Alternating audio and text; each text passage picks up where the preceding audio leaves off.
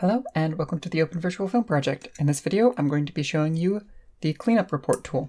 To access the tool, open the OVFP menu, either through the Virtual Production dropdown or the OVFP plugin button on the toolbar, and click the Cleanup Report button.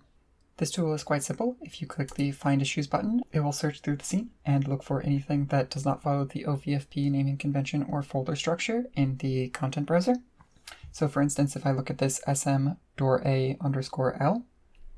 it gives you a little warning saying the asset path is not from a valid folder, as this asset is found in Game, Classic Mansion, Meshes, when it should be found in a folder inside the Assets folder.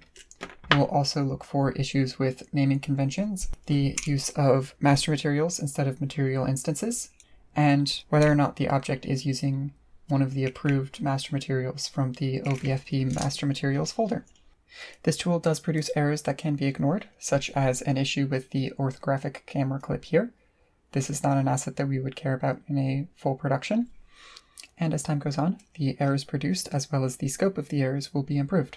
If you want to make a modification to any of the assets in the tool, you can jump to where the asset is using the Find section here. And we'll jump to where this sm.a_l is. And you can do any renaming, refolder structuring that you need to do to bring it into line with the OVFP naming convention. While using the cleanup tool, there are a few settings in Project Settings OVFP under the Cleanup tab that can help you filter results that you can ignore.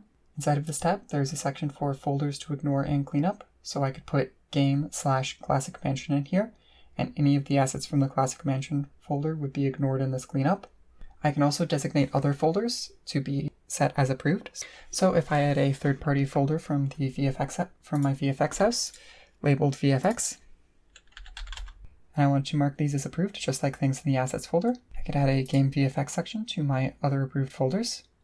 And if I had another folder where I was keeping master materials instead of the OVFP plugin folder, say my project was creating a few new master materials for the project, I could add a folder in this approved master material folders section to incorporate that. All in all, this is a quick way to see suggestions for ways to improve a scene's naming conventions and folder structures. In another video, linked in the description, I show you the batch rename tool, which is a quick way of fixing a lot of these issues.